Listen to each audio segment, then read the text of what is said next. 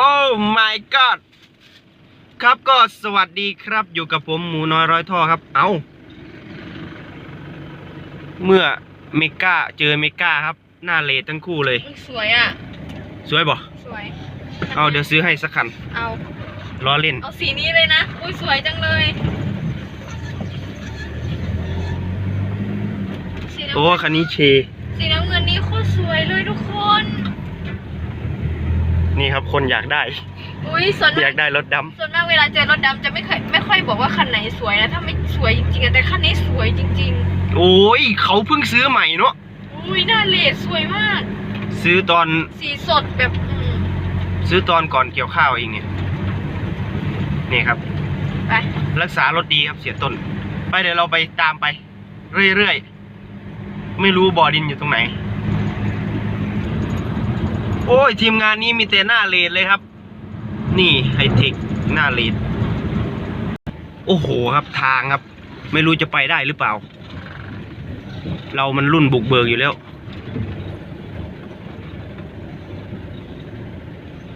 โอ้ no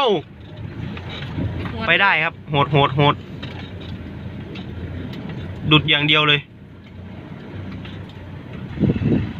โอ้ร็อกกี้ครับยังสวยไม่สางเลยคันนี้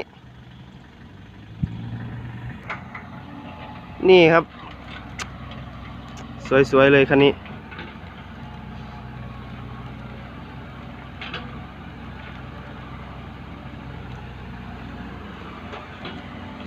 ขุดบ่อครับ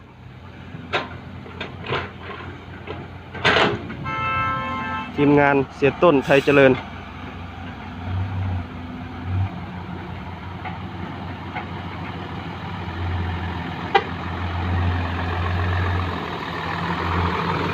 โย่ไงหน่อยนะครับโอ้นี่ครับเนี่ยแกเสริมเหล็กข้างในด้วยนะเนี่ยข้างในฝาท้ายครับ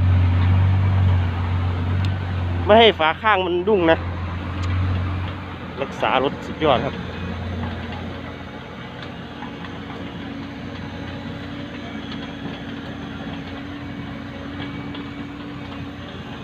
ทางจะโหดอยู่ตรงนี้เลยครับ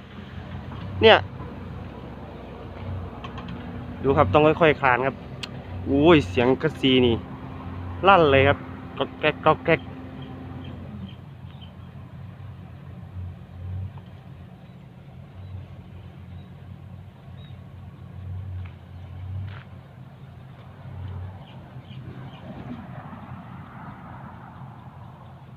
เดี๋ยวผมจะปิดท้ายด้วยล็อกกี้นะครับสีเขียวเมื่อกี้ยังไม่ได้เห็นเลยโอ้โหทางนี้คันนี้เชครับเชผมมีวันตายโอ้สับรอยครับต้องสับแล้วเพราะว่ากันชนต่ำๆทั้งนั้นเลย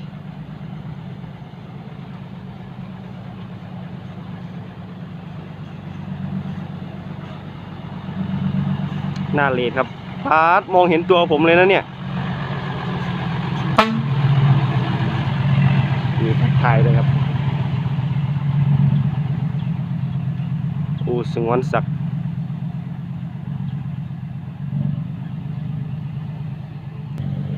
อ้าวตามมาอีกแล้วทีมงานนี้มีแต่หน้าเลดครับเดี๋ยวมาชมนะครับว่าคันไหนหน้าเลดบ้างก็มีดูไปแล้วนี่3 คันแล้วนะครับนี่ที่เห็นนะครับ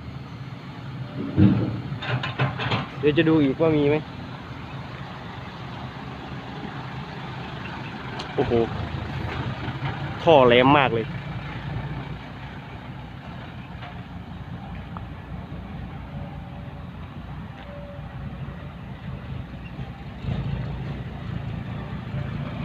คันนี้มาจากชุมพลครับหมู่ร้านกำนันสุด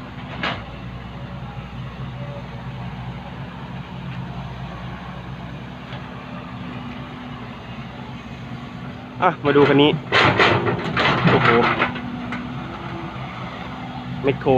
ไวจัดครับ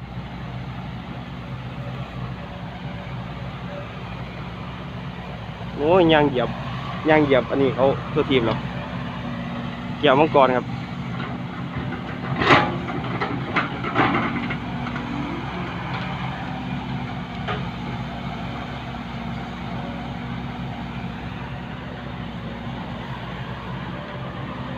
มีแต่รถสวยๆเลยครับทีมงานนี้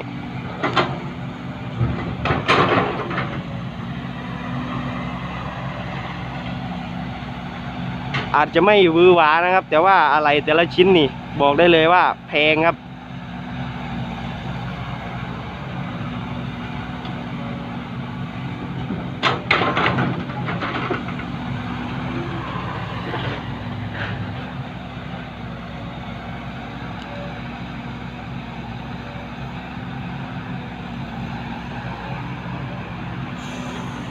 ส่วนมากทีมงานนี้จะเน้นไปทางเล่นรถทางอู่สงวนศักดิ์นะครับ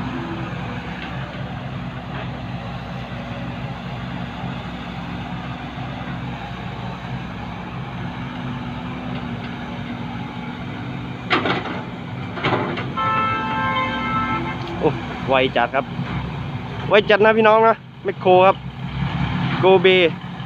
120ครับมาร์ค3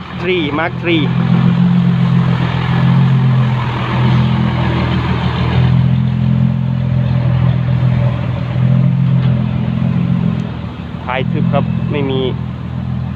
เปิดท้ายไม่ได้นะรุ่นนี้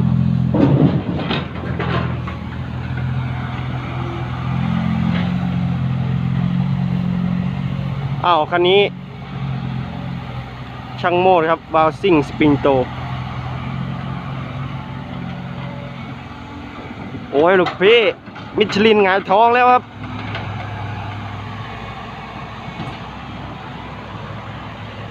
โอ้โหล็อกกี้ก็เลดเหมือนกันครับกันชนเลดแก้มเลดกระจังหน้าเลด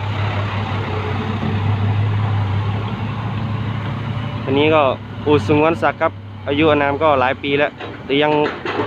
ดูดีอยู่ครับยังกิ๊กอยู่เลยสภาพยังกิ๊กนะพี่น้องนะ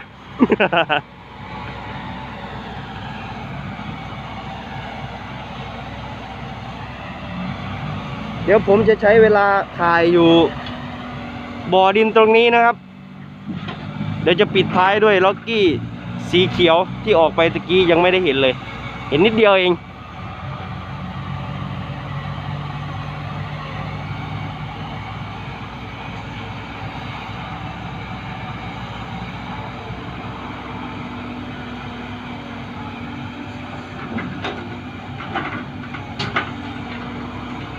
เรียบๆครับแต่ดูแพงครับไม่บื้อหวา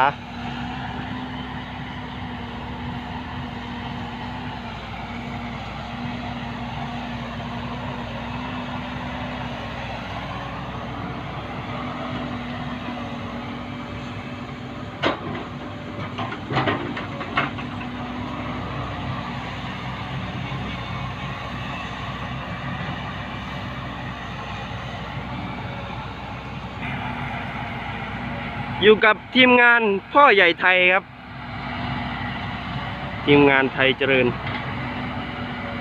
บริหารงานโดยพ่อใหญ่ไทยครับแล้วก็เสียต้นนะครับอ๋อมันสิตำกันได้หน่อยทุนนะโอ้โหปลายท่อครับกี่นิ้วเนี่ยน่าจะ3 นิ้วนะ83ครับแหลมปิดเลย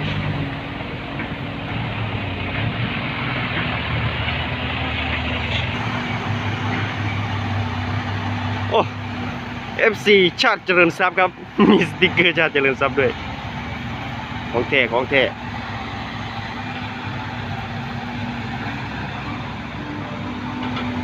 โอ้แมคโครนี่ไวจัดครับ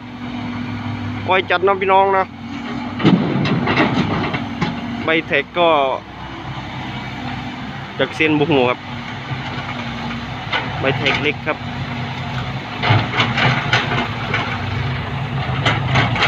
แบบนี้ก็ดีนะครับใบเล็กใบสั้นนะครับไม่หักไม่งอไม่บินง่ายครับ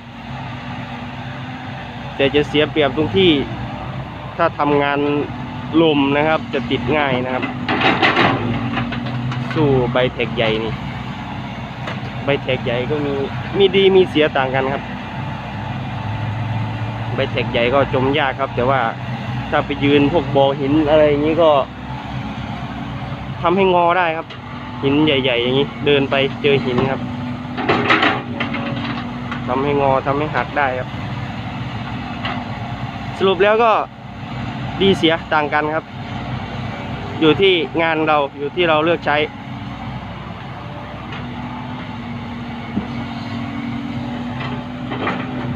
แมคโครนี่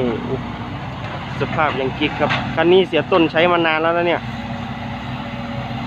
มีแนวโน้มครับมีแนวโน้มว่าจะซื้อ140หรือเปล่าเดี๋ยวจะพาไปถามครับถามเจ้าตัวเลยเจอกันใน EP ต่อไปนั่นแหละครับเดี๋ยวจะขึ้นรถไปกับเสียต้นแล้วก็จะไปถามว่าจะซื้อ104ตอนไหนนะเดี๋ยวผมจะได้มาร่วมงานด้วย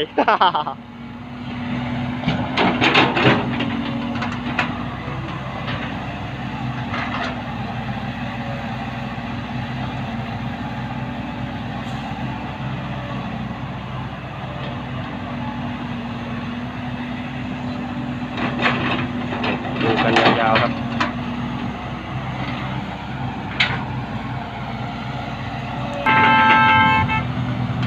โอเคเดี๋ยวผมจะเดินตามตูดคันนี้ดู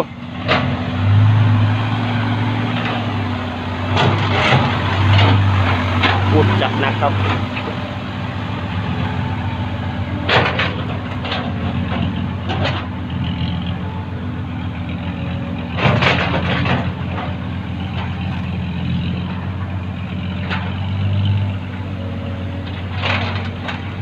เดี๋ยวไปดูครับหยอดหลุมเอ้านั่นไงมาแล้วคันเขียว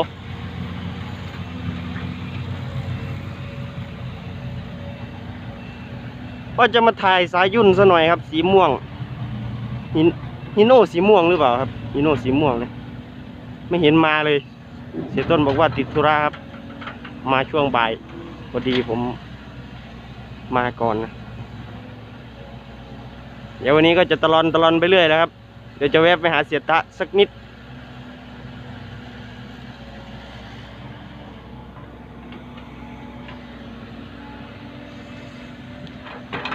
มาเลยลูกเพ่โอ้ยคันนี้ครับยังสวยไม่สางเลยเห็นกันตั้งนานแล้วแต่ก่อนบางฝุ่นข้างหน้านี่เป็นหน้าเต็มนะครับเสียต้นบอกว่ามันฝุ่นเกินไปถอดออกก่อนหมวกนี่เป็นของญี่ปุ่นนะครับตรงรุ่นเลยหรือเปล่านี่หมวกญี่ปุ่น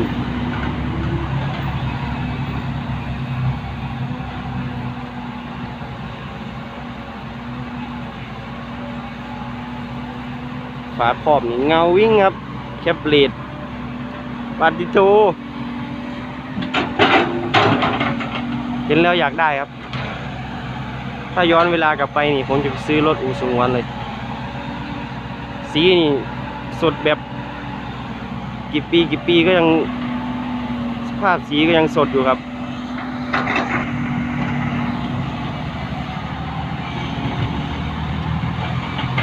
ใส่แจ๊ะ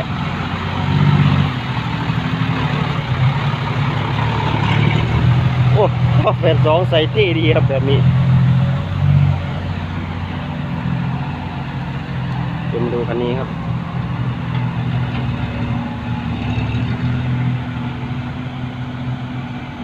ท่อนี่จะเป็น2 นิ้วครึ่งหรือเปล่า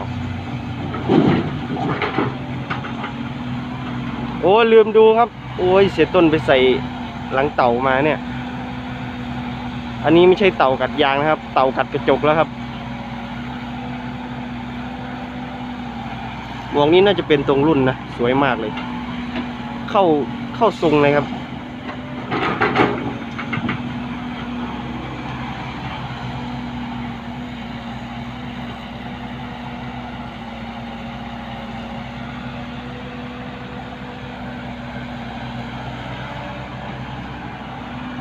โอเคเดี๋ยวผมจะปิดท้ายด้วยคันนี้แล้วกันเดี๋ยวจะเดินตามไปดูแบบใกล้ๆ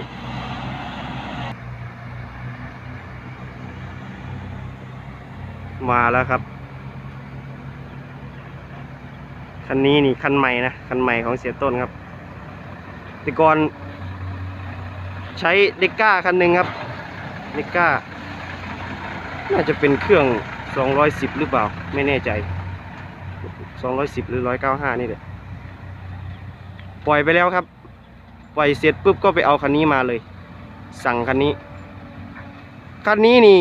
ดูดีๆนะครับจะเป็นสเปคของสเปคแบบชุมพลเลย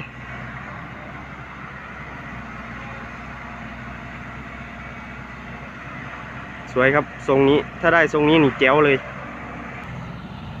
โอเคครับออกมาแล้วเดี๋ยวผมหลบก่อน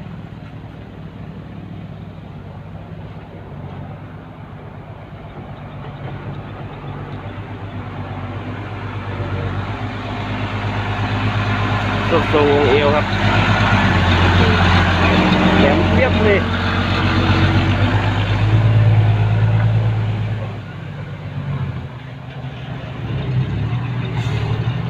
เอาลูกเพ่บังฟูนชีครับ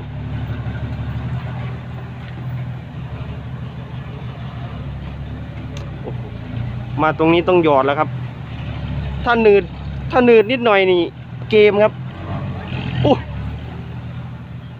หลุมลึกมากเลยตรงนี้